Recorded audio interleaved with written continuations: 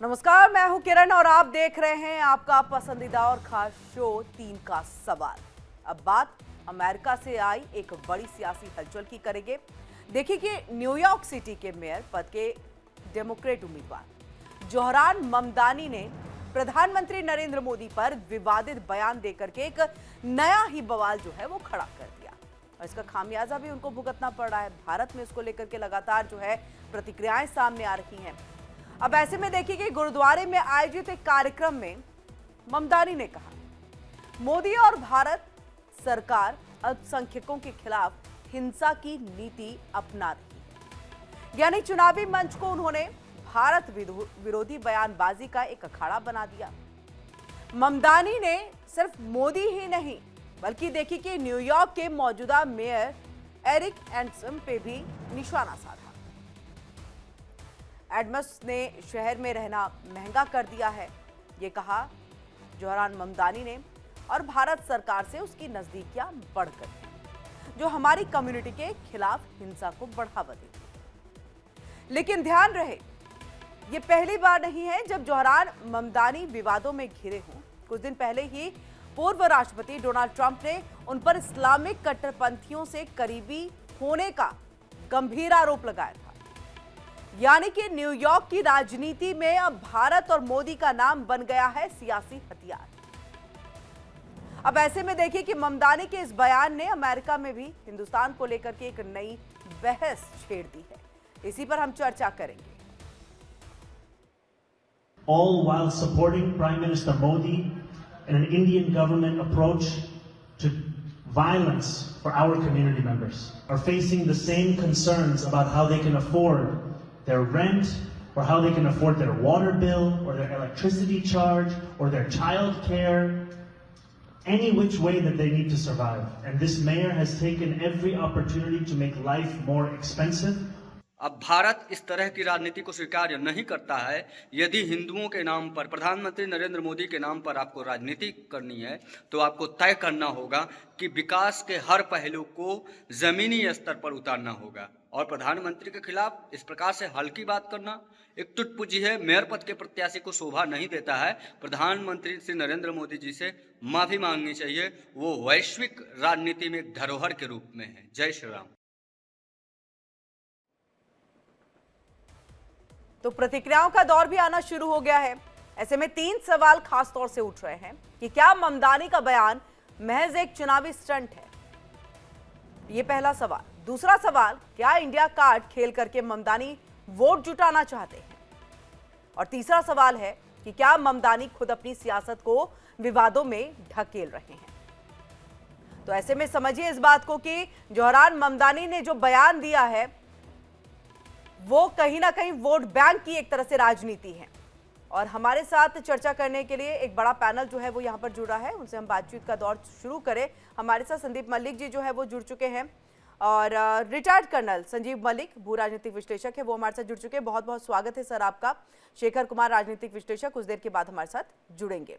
सबसे पहले कर्नल संजीव मलिक जी, आपका रुख करते हुए, ये किस तरह का बयान है? आप न्यूयॉर्क में मेयर के लिए वहां के कैंडिडेट वहां का चुनाव लड़ रहे हैं, वहां के मुद्दे उठाइए।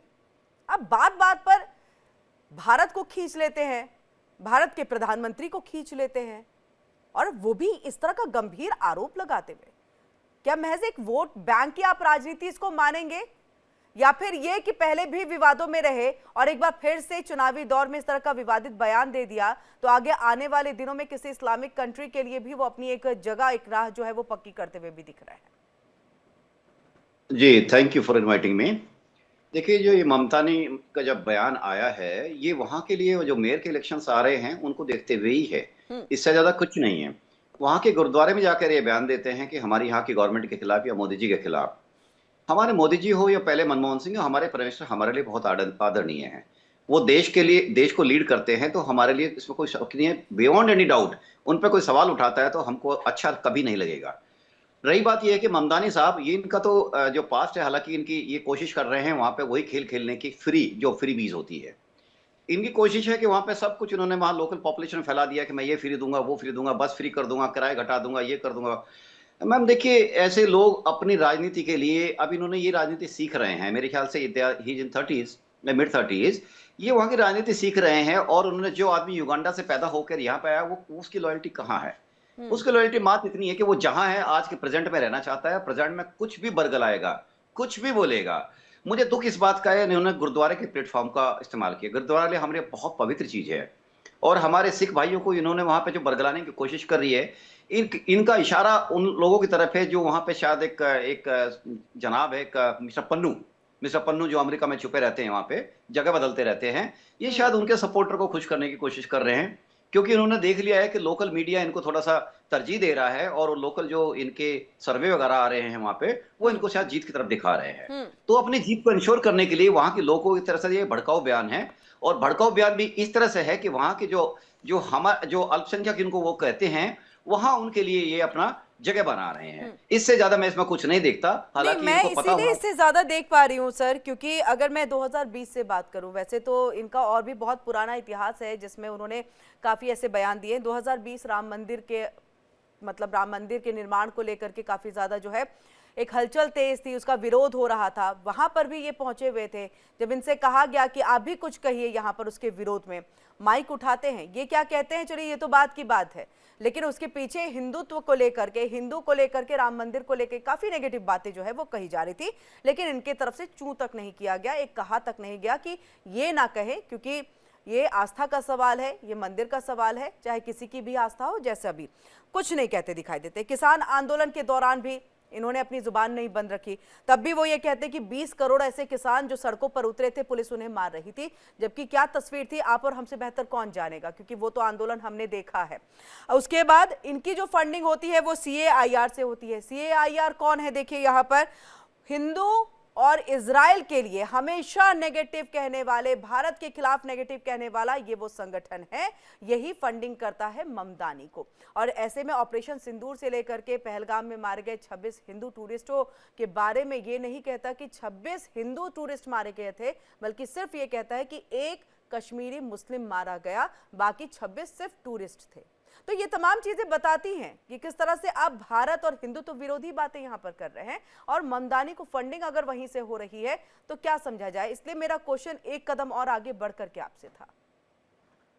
जी देखिए, आपकी बात सही है कि इतनी डिटेल में जाने के कारण मैं थोड़ा लेंदी हो जाता, लेकिन मैं आपको ये सही बताऊं, ये उसी जनरेशन को बिलोंग करते हैं जो कट्टरवादिता की इसमें जो पानी पी के ऊपर बड़ी हुई है। ये लोग अपने लिए अपनी जगह क्रिएट करने के लिए आप किसी को भी लड़ाएंगे, कुछ भी बोलेंगे। रही बात राम मंदिर देखिए मैम, एक सिविलाइजेशन इशू था और बहुत बड़ा इशू था, और भारत की न्याय व्यवस्था के प्रक्रिया से बड़े ही कठिन जटिल प्रक्रिया से गुजरते हुए उस पर एक निर्णय आया था। चलिए मैं उस पर नहीं जाता हूँ। ये लोग हो गए, इल्हान उमर हो गए मैम, ये लोग उस गैंग के पार्ट है जो हमेशा से भारत विरोधी काम करता है। और भारत विरोधी क्यों करता हूं मैम? आज हम अगर पिछड़े होते, बहुत कमजोर होते, तो दुनिया हमारे बारे में बात नहीं करती, हमको सिर्फ दोहन करने के लिए बात करती, जैसे पाकिस्तान का दोहन होता है आज की डेट में। ये लोग इसलिए उठ रहे हैं कि भारत एक उभरती हुई ताकत है, और भारत अपनी जगह बना रहा है। आज भारत ने दूसरों के द्वारा डिक्टेट किए अपने ऊपर निर्णय को लेने से मना कर दिया है। हम अपनी पॉलिसी खुद डिसाइड कर रहे हैं, हम अपने लोगों को जीवन स्तर कैसे उठाया जाए ये डिसाइड कर रहे हैं। हमारे यहाँ की गवर्नमेंट जो है, उन्होंने वो काम किए हैं जो भारत में बहुत पहले होने चाहिए थे, लेकिन आज हो रहे हैं। ये इन लोगों को नहीं पच रहा है। जॉर्ज सोरोस क्या कहते हैं मैम, वो तो डेडिकेट कर देते हैं खुलेआम कि $1 बिलियन मोदी को थ्रो करने के लिए कुर्सी से मैं डेडिकेट कर रहा हूं। ये सब उसी गैंग के पार्ट है। मैम जाना नहीं चाहिए, देखिए इनकी परवरिश किस माहौल में हुई है। इनकी मदर कौन है? मीरा नायर, घोर कम्युनिस्ट। वो ऐसे बयान उनके भी पास्ट में अवेलेबल है। मैं इन पे खैर किसी के पेरेंट्स या किसी की उस पर नहीं जाना चाहिए, लेकिन पास्ट से मैम प्रेजेंट कटता नहीं है। आज जो आदमी बोलता है करता है, वो उसकी शिक्षाओं का नतीजा है। उसने क्या सीखा है, संस्कार क्या मिले हैं उसको। और दूसरा, ये राजनीति में आ गए हैं। राजनीति में जहां भी वोट होगा मैम, आदमी वहां बात करेगा वहां की लोकल पॉपुलेशन को खुश करने की, सो दैट वो अपनी कुर्सी को मजबूत कर सके। ये आदमी भी एक घोर कट्टर आदमी है, और इस ऐसे कट्टर आदमी का भी मेयर पद पर आना, ठीक है, वहां के लोकल पॉपुलेशन को इसलिए खुश कर सकता है कि वहां के जो प्रेजेंट मेयर हैं, ये उन पर ब्लेम करते हैं कि ये तो मोदी के सपोर्टर हैं और इंडिया के सपोर्टर है। इंडिया का सपोर्टर होना कोई बुरी बात नहीं है। अमेरिका भी इंडिया का सपोर्ट रहा 10 साल तकरीबन। अभी पिछले 5-6 महीनों से कुछ इश्यूज ऐसे चल रहे हैं जो हमारी कन्फ्रंटेशन उनके साथ चल रही है, क्योंकि हम उनकी लाइन को टो करने के लिए तैयार नहीं है, हम अपनी पॉलिसी खुद बनाने के लिए तैयार है। तो ऐसे आदमी मैम बीच में जरूर आएंगे, और एक्सेप्ट करो ये इरिटेटिंग पॉइंट्स आएंगे हैं, हमें इनको फेस करना भी होगा मैम। ऐसे पॉइंट्स को। शेखर कुमार जी भी हमारे साथ जुड़ चुके हैं, राजनीतिक विश्लेषक है। सर, आपका बहुत बहुत स्वागत है। जो बात यहाँ पर कर्नल संजीव मलिक कह रहे हैं कि अब इनकी सोच ही वही है, मतलब अब कैसे एक अपनी राजनीति के लिए, वोट के लिए आप भारत का इस्तेमाल कर सकते हैं, कैसे आप कर सकते हैं, जबकि आप भारतीय मूल के हैं। और जो यहाँ पर कर्नल संजीव जी कह रहे थे कि भारत बढ़ती हुई अर्थव्यवस्था है, भारत अपनी राह खुद बना रहा है और ऐसे में ऐसे लोग आएंगे, इनको तो दिक्कत नहीं होनी चाहिए। जौहरान ममदानी को तो खुश होना चाहिए कि मैं जिस मूल का हूं, जहां से मेरी मां रही, मतलब मुझे जाना जाता है भारत से जोड़ करके, और ऐसे में मैं भारत का ही यहां पर विरोध कर रहा हूं। क्या आवश्यकता पड़ गई इतनी ज्यादा? कैसे देखेंगे उनके बयान को, शेखर जी? किरण जी, मुझे उनके भारतीय मूल वाला मुझे नहीं लगता कि उनको बहुत ज्यादा जुड़ाव वो महसूस करते हैं, क्योंकि उनका जो उनके पास दोहरी नागरिकता है, युगांडा की भी है और यूनाइटेड स्टेट्स की भी है। हम्म। और जो उनका बचपन रहा है, जो उनका पृष्ठभूमि रही है, तो मुझे नहीं लगता कि वो कहीं पर भी अपने अंदर किसी एक भारतीय को देखते हैं। लेकिन वो अगर नहीं भी है, वो गैर भारतीय भी है, तो इस तरीके का बयान जो है बड़ा गैर जिम्मेदाराना है। और मुझे लगता है कि ये अंततः सिर्फ वोट बैंक की राजनीति है, हम्म। क्योंकि न्यूयॉर्क में जहां भारतीय मूल के बहुत सारे लोग हैं, वहां पाकिस्तानी मूल के और अन्य देशों के भी लोग बहुत ज्यादा है। तो वहां पर इस तरीके का अगर ये डेलिब्रेट बयान है हम्म। तो बहुत गलत है। अगर मान लीजिए वो ममदानी साहब जो है, उनके मन में इस तरीके का इम्प्रेशन है, या उनके मन में है, किसी के भी मन में है भारत देश को लेकर, तो उसको अपनी जानकारी जुटाने की जरूरत है। और हमारी सरकार को भी वहां जरूरत है कि कहीं ना कहीं इस तरीके का नैरेटिव जो कई, ये सिर्फ ममदानी साहब अकेले नहीं है, हम्म। ये कई जगहों पर इस तरीके का नैरेटिव फैलाया गया है कि हिंदुस्तान में आज अल्पसंख्यकों के लिए कोई मतलब अलग नीति अपनाई जाती है, या वो बहुत असुरक्षित है। हम्म। तो अगर इस तरीके का कहीं भी नैरेटिव अगर आ रहा है, तो सरकार को बहुत सक्रिय होकर उस चीज का जवाब देने की जरूरत है कि हम अपने विश्व पटल पे अपने भारत की जो छवि है, उसको हम, जो वास्तविकता है उसको हम सामने लाए कि नहीं, यहाँ पर हिंदू मुस्लिम सिख ईसाई सब बराबर है, देश संविधान से चल रहा है और इस तरीके की कोई भी चीज नहीं है। लेकिन मुझे ऐसा लगता है पूरे मामले में कि देखिए, ये तो भारत सरकार वाली जो बात है, ये एक बहुत मतलब एक जनरलाइज करने वाली बात है कि उस तरीके का अगर नैरेटिव है तो सरकार को करना चाहिए। लेकिन ममदानी जी के मामले में मुझे ये लगता है कि ये सिर्फ और सिर्फ वोट बैंक पॉलिटिक्स का इसमें ठीक है शेखर जी, रोल दो है। दो दो सवाल। एक तो आपने कहा कि बहुत स्ट्रांगली जो है इसके अगेंस्ट में बातें जो, या फिर इसके क्लियरेंस में जो बातें हैं वो होनी चाहिए। राज्यसभा सांसद प्रियंका चतुर्वेदी वो यहाँ पर कह रही थी कि बिल्कुल भी नागवार इस तरह के बयान, हम नहीं इसको बर्दाश्त करेंगे। और साथ ही उन्होंने कहा क्या स्क्रिप्टिंग जो है वो गुरपतवंत पन्नू के तरफ से की जा रही है। इस बयान को मान रहे हैं कि ये खंडन बहुत महत्वपूर्ण हो जाएगा इस तरह के बयान को यहां पर धूमिल करने के लिए। और दूसरा सवाल ये कि आप अक्सर इस्लामिक धर्म के जो लोग हैं उनके लिए आपकी भाषा जो है पूरी तरह से पॉजिटिव होती है, सकारात्मक तौर पर आप अपने ट्विटर के जरिए, अपनी बातों के जरिए जो है कहते हैं, तमाम चीजें आपकी तरफ से कही गई। लेकिन आपका जो मंच था वो गुरुद्वारा था, तो क्या इसमें उन्होंने सारे माइनॉरिटीज को खींच लिया या सिर्फ इस्लामिक धर्म को ही खींचा है? नहीं नहीं, मुझे लगता है कि अल्पसंख्यकों वाली जो बात है, इसमें उन्होंने सबको ही खींचने की कोशिश की है।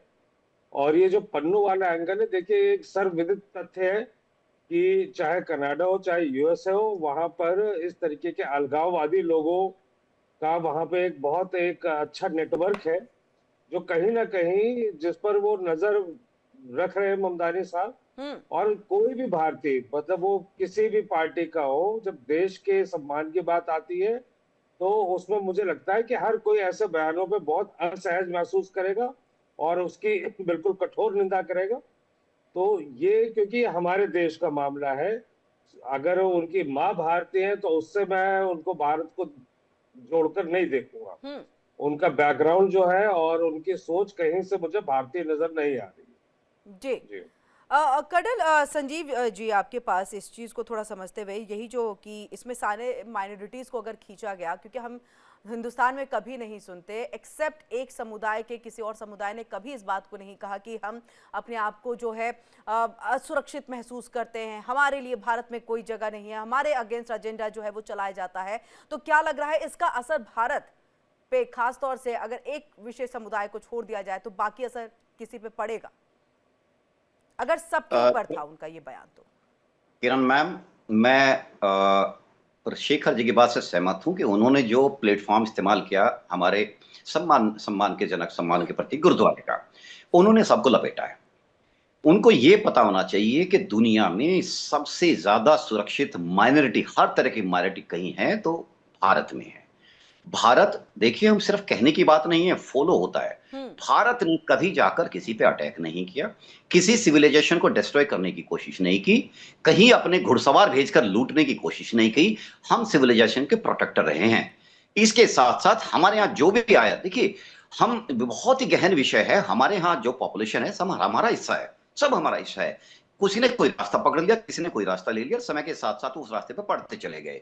ये सब हमारे लोग हैं, इनकी गारंटी तो हम सब आपस में मिलकर है। यहां भी वो लोग अपने आप को बहुत ज्यादा वायलेंट पाते हैं जो कि ब्रेन वाश्ड लोग हैं। हर सोसाइटी में बहकाने वाले, बहकने वाले दोनों मिल जाते हैं।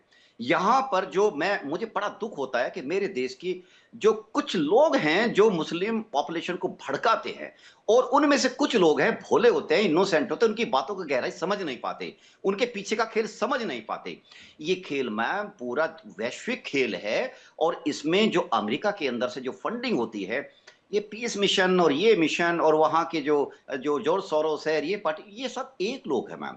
अमेरिका हमेशा डबल गेम खेलता है, वहां से हमको दोस्ती का हाथ बढ़ाता है, लेकिन अपने ऐसे एलिमेंट को हमेशा एक्टिव रखता है कि अगर पीछे खींचने की जरूरत पड़ी तो उनको थोड़ा सा सहारा दे दिया जाए। और वो लोग, इल्हान उमर कौन है मैम? कौन है?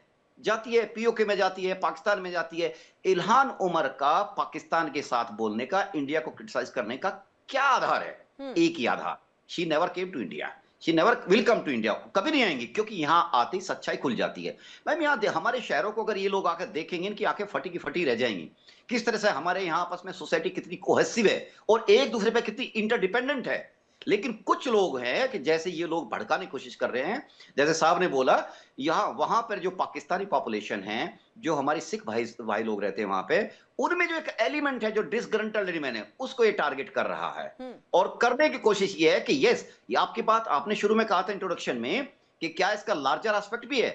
हाँ, शायद ये अपने आप को कोशिश करेगा कि मेयर बनने के बाद अपना फैलाए, और उसके लिए ये रास्ता चुनेगा वहां पर जो पॉपुलरिज्म का है। पॉपुलरिज्म वहां भी गुर्बत है, ऐसा नहीं है कि ठीक है, अमेरिकन सोसाइटी ज्यादा ऑर्गेनाइज्ड है, वहां पे ज्यादा सिस्टम्स हैं, यहाँ इलेक्ट्रॉनिक सर्वेलेंस ज्यादा है, तो लोग अपने आप भी काफी रूल को फॉलो करते हैं। इन सब को देखते हुए ये अपने पैर पसारने की कोशिश करेगा, और ऐसे लोगों से भड़काऊ भाषण एक्सपेक्टेड हैं। पर दुख इस बात का है कि ये होते हैं अमेरिका की धरती पर, जो हमको करता है। अमेरिका अगर इस चीज को पकड़ेगा, जो आप कह रहे हैं कि जिस तरह से सपोर्ट, तो क्या आप मान रहे हैं कि ये अमेरिका का सपोर्ट भी है ममदानी के पीछे में?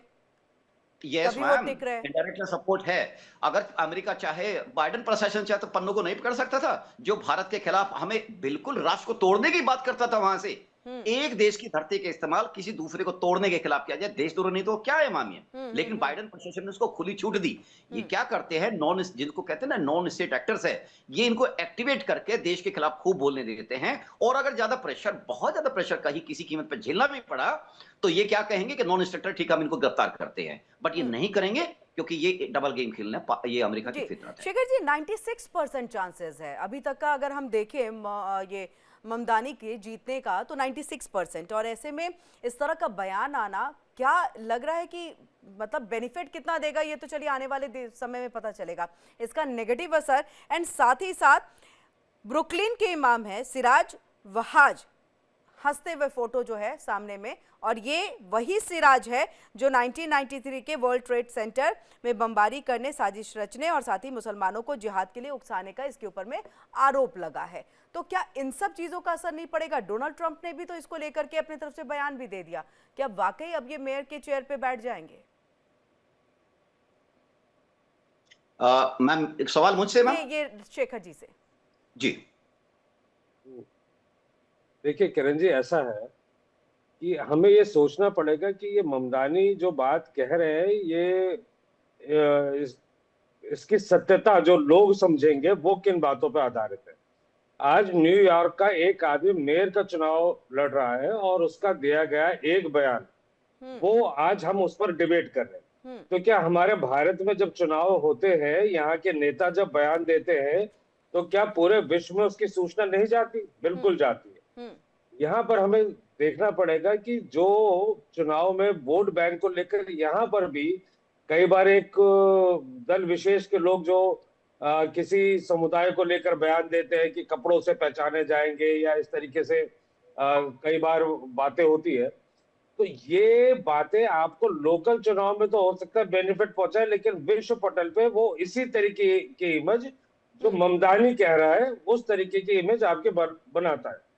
तो हर जगह के नेताओं को ये बड़ा ख्याल रखना चाहिए कि आप अपने वोट बैंक के पॉलिटिक्स के चक्कर में समाज को बांटने का काम ना करें।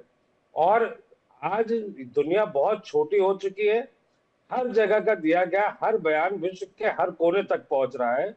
तो ये धर्म पर आधारित राजनीति जो है वो ना हो। बिल्कुल शेखर जी, देखिए ये कोई पहला बयान नहीं था, बयानों की तो फहरिस्त होगी, आपको तो बखूबी इस चीज के बारे में पता होगा, इसीलिए खास तौर से चर्चा का विषय है क्योंकि बार बार आप हिंदुत्व को लेकर, बार बार आप भारत सरकार को लेकर के उसके अगेंस्ट में इस तरह के प्रोपेगेंडा को आप चलाते रहते हैं, चाहे अपने ट्विटर के जरिए हो, चाहे आप कहीं पहुंच करके किसी कार्यक्रम में बातें कर रहे हो, आप तमाम ऐसी चीजें चलाते हैं। लेकिन अब भारत के पास विकल्प क्या बच रहा है? मतलब भारत को क्या करना चाहिए इस तरह के लोगों को बताने के लिए, सिखाने के लिए कि आप भारत के खिलाफ इस तरह का प्रोपेगेंडा नहीं चला सकते? सर 30 सेकंड्स में बस शेखर जी इस पर जवाब दे दीजिएगा। देखिए, ममदानी का कद बहुत छोटा है कि भारत सरकार उस पर रिएक्शन दे। मेरे हिसाब से भारत सरकार को इस तरीके का नैरेटिव कहीं पर भी अगर फैलाया जा रहा है तो उस पर काम करना चाहिए। उसका काउंटर जो है तुरंत बहुत मजबूती से करना चाहिए। दूसरा, अपने देश के अंदर इस तरीके का बयान देने वाले कोई भी नेता, उन पर भी कार्रवाई होनी चाहिए कि जहां आप धर्म को लेकर कोई बयान देंगे तो विश्व पटल में आपकी पोजीशन कमजोर होती है। और हमको ये नहीं भूलना चिंगारी होगा, आप अपने देश में उठने ही ना दे जिसकी आग जो है आपको अमेरिका में दिखाई दे। बहुत बहुत शुक्रिया शेखर जी और कर्नल संजीव जी हमारे साथ यहाँ पर जुड़ने के लिए और पूरी जानकारी साझा करने के लिए, बातचीत करने के लिए, अपना समय देने के लिए।